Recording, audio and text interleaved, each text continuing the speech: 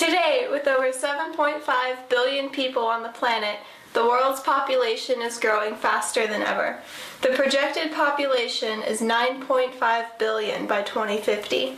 This growth means we need more resources, more land, more housing, more food, more cars, more everything.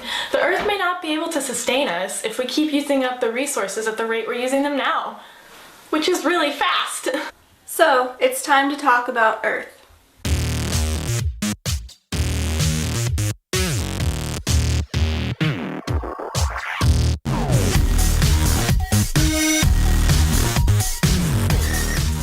We need to talk about biodiversity. So what is biodiversity? To put it simply, it is everything alive on the Earth. Biodiversity includes every species of plant and animal, from those that live in the tropical rainforest to those on the Arctic tundra.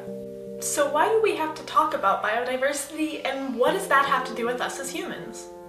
We live on this planet just like anything else. The problem is we're living unsustainably, and our current living habits are threatening biodiversity hotspots around the world.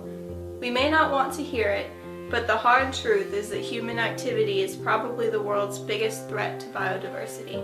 One of the major threats to biodiversity is unsustainable urbanization. With modern technology allowing our population to grow faster than ever, we are expanding at exponential rates. As our population grows, we have to keep building more and more cities. It's not a problem that we're building cities, it's a problem that we're building them unsustainably. We're building them to run off of non-renewable resources like fossil fuels. Our cities are working against the natural earth instead of with it. When we build cities, we're forced to clear large plots of land and invade existing habitats. Animals that live in these habitats are forced to move to smaller, more crowded areas. Like nature, human expansion works in chain reactions. Land is cleared to build cities. People move to the cities, and then land around the cities is cleared for agriculture. Today, food produced from one farm feeds not a few, but a few hundred. Clearing land for these farms turns an area from this to this. So why should we care? Just like with building cities, clearing land for agriculture displaces wildlife in the area. Planting just one type of crop makes it nearly impossible to grow anything else later because it depletes all the soil's nutrients. Plus, when we grow these crops, we often clear entire forests to do so. This is what we call deforestation, a concept most are familiar with. But how much do people really know about deforestation, and what's the biggest impact it has on biodiversity? Forests cover about 31% of the land worldwide. They act as a carbon sink, absorbing excess CO2 from the atmosphere. When we remove these trees, that CO2 is left in the air or is left in the oceans. Take the world's tropical rainforests, for example. They're home to hundreds of plant and animal species, and at one point made up 6 million square miles worldwide. Now, only 2.4 million square miles are left. We're using these forests to benefit humanity, but we're also destroying them in the process. More and more people are aware that we're destroying biodiversity hotspots around the world, but fewer people are aware of the long-term consequences of it all. What happens when we deplete non-renewable resources? What happens when we build unsustainable housing in cities? What happens when we displace animals, damage plant life, and harm the Earth's natural carbon sinks? Why is it so important that people know about this? To put it simply, it's because humans, just like any other creature, have an innate want for survival. We don't want to die, and we'll do whatever it takes to make sure that doesn't happen. The thing is, what we're doing to the Earth won't kill us overnight. We have ecological tipping points that let us know over a matter of years how nature and its biodiversity is being degraded. When we reach these tipping points, it may be too late to recover what's been destroyed. Remember how we said nature works in chain reactions? That's how tipping points work. If we remove a habitat, nature will meet the destruction with unintended consequences, which we as humans have to deal with. Let's look back at deforestation as an example. We cut down trees, and then what? We remove a forest, and almost all animal species in that area either die out or are forced to leave. After a period of time, CO2 levels begin to rise and may alter climate. Okay, wait. The climate changes anyways, right? It always has. That's just how the Earth works. Yes, climate does change, and it always has, and it always will. But now it's changing faster than the Earth can adapt to it, faster than we know how to handle it. And it's not just animals that are going to be leaving their habitats if things keep going the way they are. Remember how we said that forests act like a carbon sink to absorb CO2?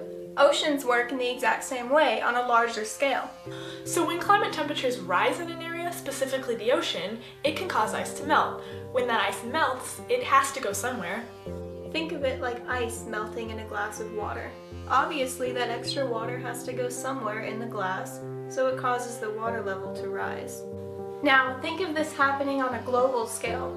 All that water from melted ice is going to find some place to go, and that's going to be the continental shores.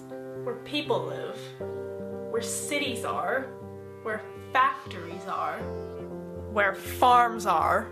We're talking about millions of gallons of melted ice and trillions of dollars of damage. And while we knew this was going to happen eventually, we thought it was going to take tens of thousands of years. Now it's expected to happen within this century, unless we can find some way to turn it around. So all of this could happen without biodiversity? Yes, but the good news is that we can fix all of our problems, and it starts with one simple word: education. We can teach people to love and respect biodiversity with education, and it doesn't have to be boring by the book stuff either. It can be through something like ecotourism. According to the World Conservation Union, ecotourism is environmentally responsible travel to natural areas in order to enjoy and appreciate nature and accompanying cultural features, both past and present, that promote conservation, have a low visitor impact, and provide for beneficially active socio-economic involvement of local peoples. What the heck does that even mean? It means with environmentally responsible traveling, you get to go look at pretty things, you learn to appreciate how pretty those pretty things are, and everyone's happy! Yay! Indeed! Tourism Yay! happens to be the world's largest growing industry, with nature tourism the biggest component. It benefits everyone, from the tourists to the locals to the earth itself and all of its creatures. As long as a responsible travel ethic is established, ecotourism would have a small risk for degrading popular tourist areas. Yellowstone National Park does suffer from noise pollution with the overwhelming amount of tourists passing through every day, but with the right regulations, that could be easily fixed. When you have an opportunity to travel to some place on Earth that you never dreamed of going to, you'll have stories to tell for the rest of your life. Also, your well-spent money can support local economies and promote conservation in national parks. Money is a powerful thing, and where you choose to spend it can have a huge impact. Have you ever wanted a different, exciting pet, like a python, a tiger, or even a macaw? Sure, you might take great care of these pets. But please, just adopt a dog. Wildlife are not pets. They're stolen and shipped routinely in a billion-dollar destructive industry.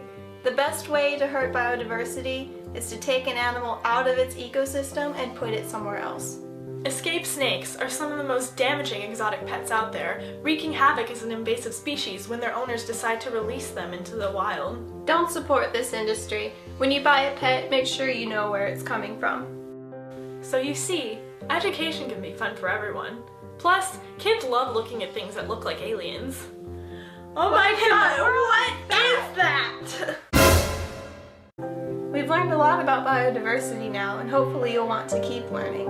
For now, we leave you with some food for thought.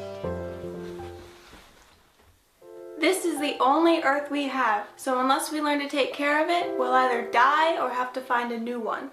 We need a better space program so that we can fly away on one of these babies and go sailing into the universe. Near home, near home, near home.